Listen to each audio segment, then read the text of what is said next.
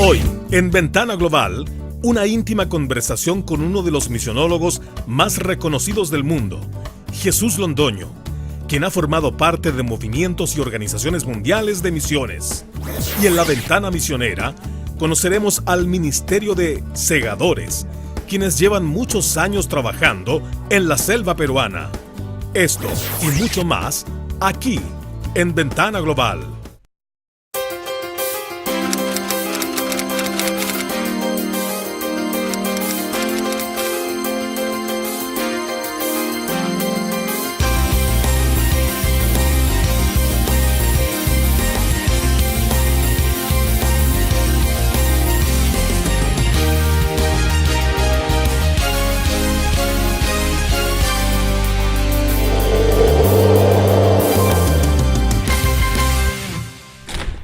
Hola amigos, bienvenidos en un nuevo programa de Ventana Global.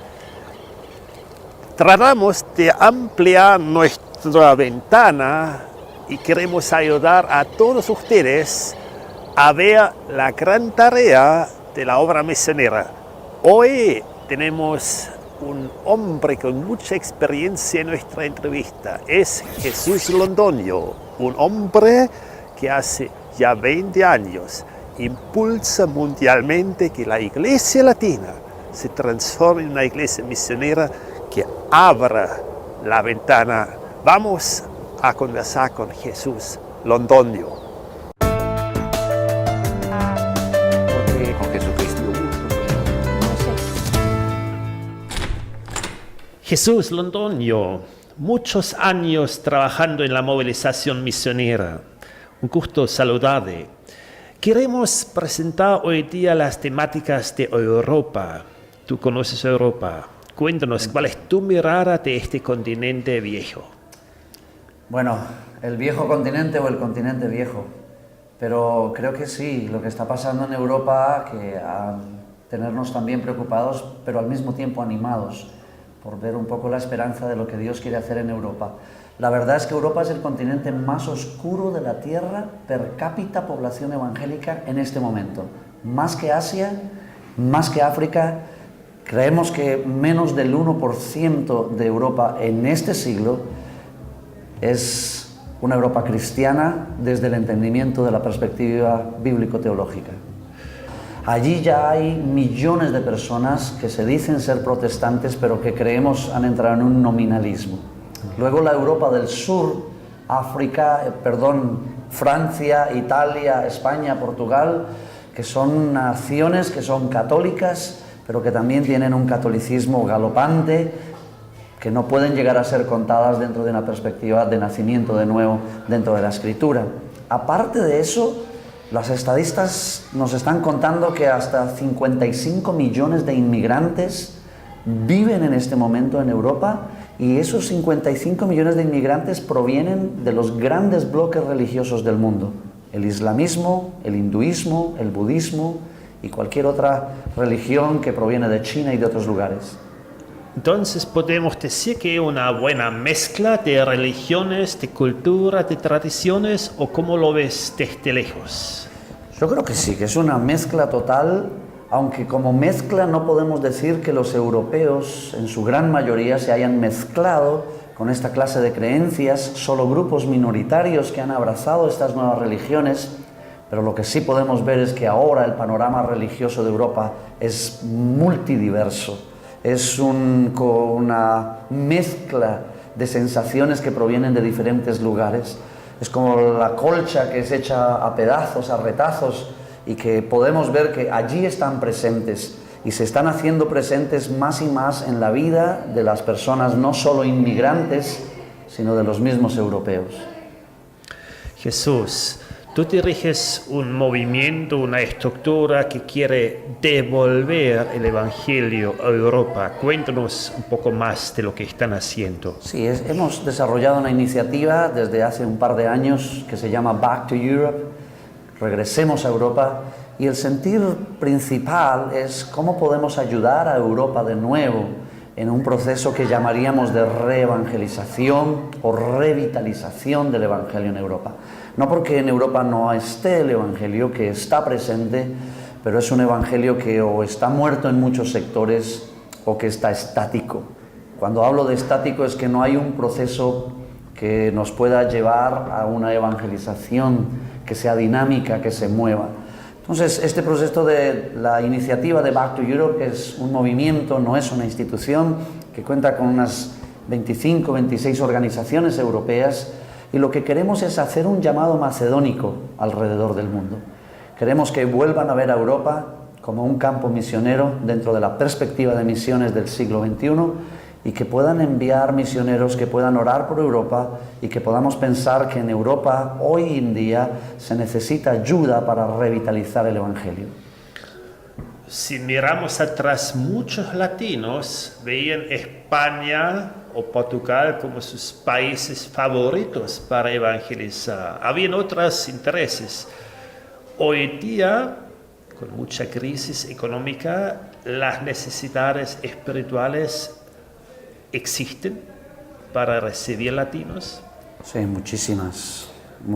Y creo que en toda Europa, aunque lógicamente la crisis económica que estamos viviendo se ha cimentado y fortalecido muchísimo más en el sur de Europa, pero hoy por hoy las necesidades espirituales, físicas y materiales del europeo promedio están creciendo. Fíjate que hace 20 o 30 años podríamos hablar de necesidades espirituales. Las necesidades físicas y materiales del europeo promedio eran menores. Hoy tenemos la unidad de una necesidad espiritual con muchas otras necesidades físicas y materiales que en cierto sentido pueden abrir una puerta a predicar un evangelio de esperanza. Y yo creo que en América Latina y en muchos otros lugares del mundo, Dios ha venido preparando gente para estos momentos que puedan transmitir un proceso de esperanza. Sabéis que en América Latina se ha luchado con cualquier cantidad de dificultades y desafíos de toda índole, y creo que las personas que han encontrado a Cristo Jesús en América Latina tienen un elemento que está allí, que es natural, y es que ellos han encontrado a Cristo en medio de necesidades, en medio de crisis económicas, sociales, políticas. Por eso creo que Dios puede usar muchísimo a los latinos en este tiempo, en muchos lugares de la Europa en crisis.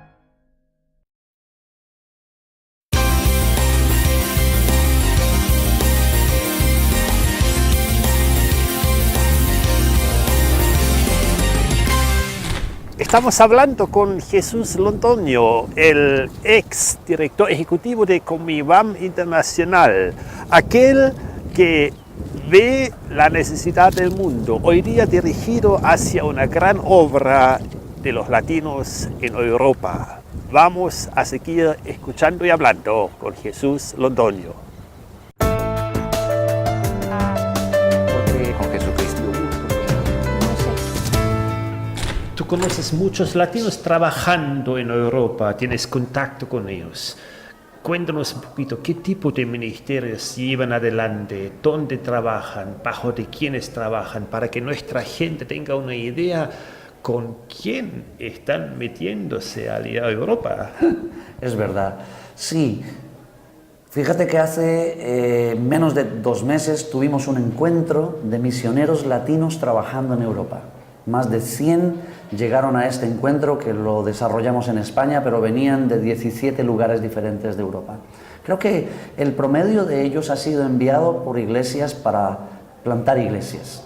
Creo que si tenemos que mirar desde una perspectiva estadística, la mayoría de ellos están allí para plantar iglesias. Pero cuando llegan a Europa y se encuentran con la realidad de Europa, muchos de ellos han tenido que ver cómo la variación de su ministerio logra contextualizarse a las necesidades de Europa. Digo esto ¿por qué?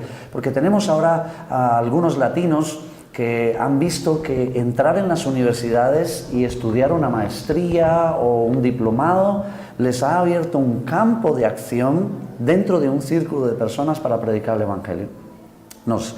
Se dan cuenta que las estrategias que se usan en América Latina, como las campañas y otras cosas similares, pues no tienen una función muy alta en Europa, pero el estar con la gente, el estudiar, el trabajar, les hace parte del tejido social y les ayuda a predicar el Evangelio. Creo que la mayoría de ellos han llegado a Europa, y puedo decirlo con propiedad y sin miedo porque esto proviene de las conclusiones de la consulta. Muchos de ellos llegaron a Europa con poco conocimiento del contexto y también llegaron muy solos, desprovistos de un proceso comunitario que les ayudara a encajarse con la cultura, con la iglesia misma, con el liderazgo nacional. Creo que estos años Dios ha venido ayudando al movimiento latino para encontrar esas realidades y ajustarse a lo que Dios está haciendo en Europa. Puedo decir que hay muchos de ellos que ya están trabajando al lado de los nacionales en lugares como Alemania, como Inglaterra, como el mismo España, pero hay otros lugares donde estamos animando a los latinos a llegar y formar parte de lo que ya está pasando con la Iglesia Nacional, para que podamos multiplicar los esfuerzos que tenemos en cuanto a una evangelización que sea contextualizada. Entonces, creo que es un proceso de crecimiento, que nos gustaría que se diera muy rápido, pero creo que la misión, como bien lo dice Mateo, mientras van yendo, mientras que van viviendo, van caminando, vamos aprendiendo muchas lecciones. Jesús, Europa tiene muchas caras, muchos países, muchas realidades, pero ¿cuáles son las ideologías, las filosofías que predominan en todo el continente? Sí, es verdad. Me hace recordar las palabras de un historiador muy amigo nuestro que se llama Bernard Koster, holandés, que dice que cuando hablamos de Europa no podemos hablar de una unidad geográfica, homogénea, política, social, tienen diferentes cosmovisiones. Si presentamos España y Alemania es como mirar dos mundos diferentes. Es verdad, no podemos decir que ir a Europa es ir a un lugar donde todo es igual, pero lo que está predominando en este momento en Europa, y lo hemos discutido en el último foro de líderes europeos, es el proceso que avanza sin tregua en el posmodernismo, la poscristiandad, el secularismo, los pensamientos de avanzada que han llegado desde todo el proceso filosófico. Denos unos ejemplos para que nuestra gente sepa de qué estamos hablando. Cuando hablamos de poscristiandad, por ejemplo, nos hemos dado cuenta que la gente no sencillamente quiere escuchar de Dios, sino que ellos han pasado, se supone, a un nuevo nivel donde Dios es algo que ya han estudiado, ya han probado un poco y no les ha gustado. Poscristiandad se expresaría en Europa, tengo que decirlo primero, que es la pérdida de toda identidad en Cristo. Amén. No estamos interesados en Cristo, ya pasamos de Cristo. Entonces, ese sentido de la pérdida de identidad es lo que me hace vivir sabiendo que Cristo existe, pero no me importa, no quiero saber nada de Él. Materialista, mezclando las cosas, muy egocéntricos. Bueno, ahí es donde viene una de las definiciones de la poscristiandad, pero unidas a al posmodernismo es libertad. No quiero que nadie gobierne mi vida, ni Dios. No quiero que nadie me diga qué tengo que hacer, menos Dios. Esto es parte de la poscristiandad y del posmodernismo, cuya frase principal es libertad. Libertad de gobiernos, libertad de los padres, libertad de Dios. Quiero fabricarme mi propia realidad. Y al tratar de fabricarme mi propia realidad, entro en creencias de toda clase, entro en especulaciones de toda clase, hago con mi vida lo que yo quiero, doy rienda suelta a las drogas, al sexo, a toda una serie de cosas tratando de encontrar que yo me estoy fabricando mi propia realidad, que nadie me obliga a hacerlo. ¿El latino que llega a Europa experimenta choque transcultural? Muy fuerte, muy fuerte. ¿Qué te cuentan los latinos? Y para mí es interesante porque la gente piensa que para ir a África tiene que prepararse transculturalmente, pero para ir a Europa no. Los latinos me cuentan cosas, puedo darte testimonios como a una persona en España que me dice que se tuvo que bajar del metro a vomitar porque veía dos mujeres de muy avanzada edad, como no sé, 70 años, que se estaban besando en el metro. Y él decía, es como ver a mi abuela que se está besando con otra mujer en el metro de Madrid. Dice que él se bajó del metro y tenía muchas ganas de trasbocar. Es un choque, porque en Europa esto es público y se puede y se le permite. En América Latina no. Estos choques aún se producen. no. Aún no.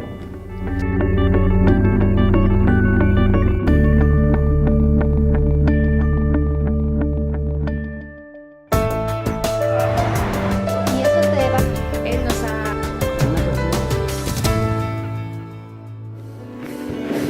Estamos con los Secadores, una organización misionera que trabaja en la selva peruana. Hace 5 años, el fundador y uno de sus misioneros. Quiero hacerles una pregunta bien personal. Si yo veo eso desde Chile o desde cualquier país del mundo latino, ¿por qué tengo que trabajar y conocer a los segadores? Pedro. Bueno, porque hemos desarrollado una capacitación misionera transcultural de teoría y práctica que es ideal para cualquier misionero que quiere ir a una tribu.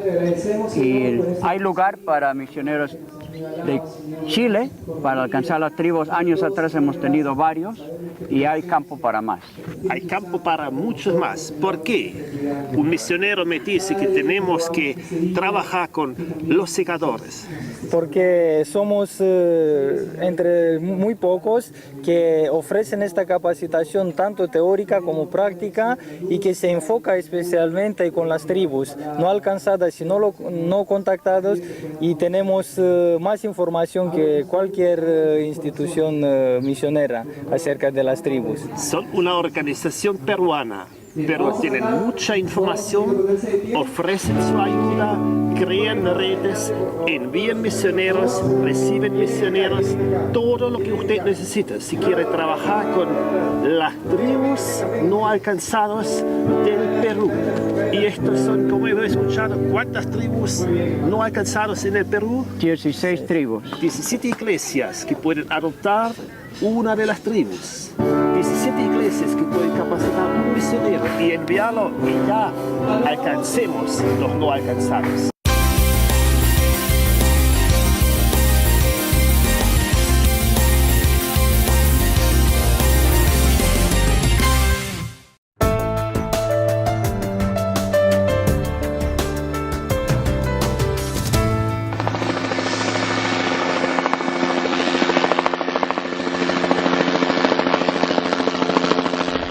Tower, November Tango Hotel is north of beam, 9,000, currently 7 miles. Estimating Grumman 27. November Tango Hotel, Grumman, contact Medang 6538. Grumman Medang 6538, November Tango Hotel.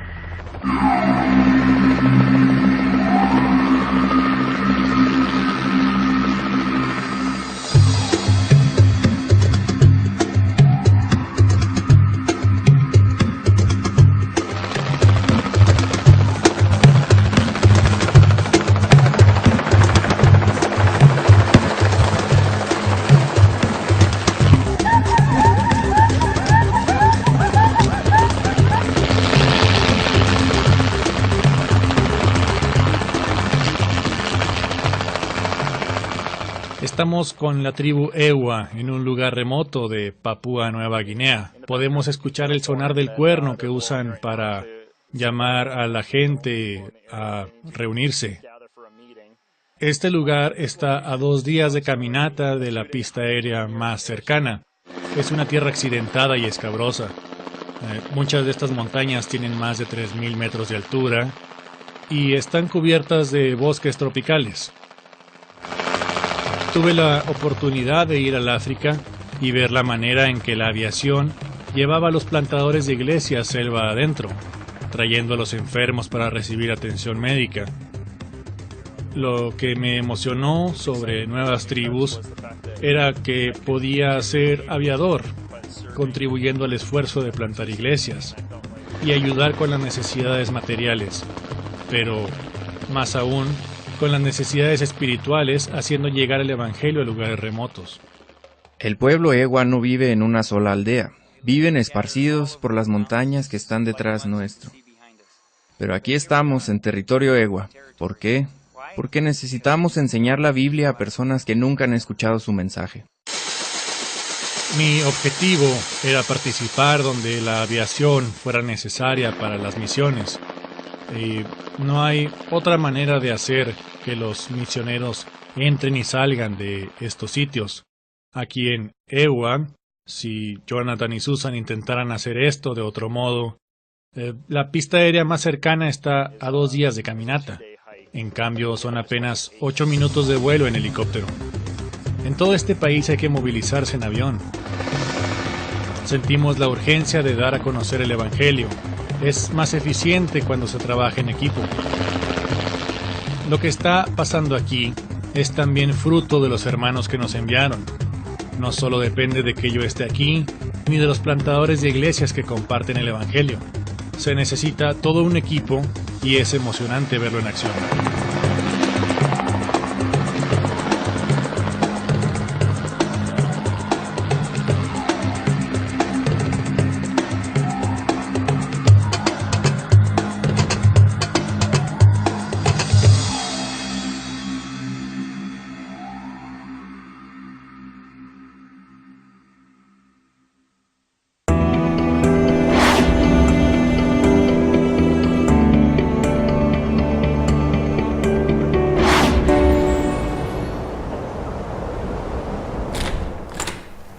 Ya se había hablado con Jesús Londoño, un hombre con bastante experiencia centroamericano, bendiciendo al mundo latino. Porque con Jesucristo. Una de las cosas con las que estamos luchando en América Latina y en el desarrollo de la obra misionera es que todavía vemos que hay un muy pequeño porcentaje de iglesias que están involucradas activa y responsablemente en la misión de Dios. Creemos que tenemos un desfase en el por qué el gran porcentaje de iglesias, que creemos que es el 95%, no están involucradas en la misión de Dios. Creo que este proceso tiene que ver mucho con la desinformación y con el desconocimiento que tenemos sobre la responsabilidad que cualquier creyente tiene con el proceso de la Gran Comisión. Así que los esfuerzos de movilizar a la Iglesia, que realmente son esfuerzos por informarla, por concienciarla, por estar al lado de ella mostrándole desde la Escritura que hay un beneficio muy alto que nos estamos perdiendo al dejar de lado la misión. En 1987 dimos un grito de guerra sobre el proceso misionero y dijimos: América Latina deja de ser un campo de misión para convertirse en una fuerza misionera. Hoy en día, por la misericordia de Dios, algunos creen que llegamos a tener hasta 15.000 misioneros iberoamericanos en el campo. La Iglesia en América Latina tiene mucho que decir todavía respecto a la misión de Dios en las naciones. Creo que lo que hemos hecho por la gracia de Dios ha sido muy bueno y de mucha ayuda, pero creo que no hemos dicho todavía sino una pequeña parte de lo que Dios tiene preparado. Dios ha traído a América Latina hasta este punto, ha permitido que la Iglesia en América Latina crezca en medio de diversidad, de desafíos, de problemas, pero todo eso tenía una razón. La razón de preparar a un pueblo desde la necesidad la pobreza, los problemas sociales, políticos y económicos, prepararlo para este tiempo de la historia, donde Dios está esperando que la Iglesia de América Latina se sume a la gran fuerza misionera del mundo para que podamos completar la tarea. El reto que tenemos es volvernos multiplicadores de la visión. Yo creo que si tú, como pastor, líder, miembro de una iglesia, tienes la visión que la Escritura deja muy clara de llevar el Evangelio a todas las naciones, lo que yo te pediría es, esta visión hay que multiplicarla con otros. No te quedes con ella, con la persona que está a tu lado, con el compañero en tu iglesia, con la escuela dominical. No necesitamos solo grandes eventos para multiplicar la visión misionera. La visión misionera en los discípulos se multiplicó 1 a 1. Y creo que nosotros debemos mantener en nuestro corazón no solo la llama de misión, pero la responsabilidad de cómo yo puedo multiplicar en otros la visión que Dios está colocando en mi vida. Si lo hacemos de esa manera, estoy seguro que nosotros vamos a encontrar una respuesta de la Iglesia que es muy diferente, que es creciente y que puede amoldarse a los desafíos de la misión en el siglo XXI para América Latina.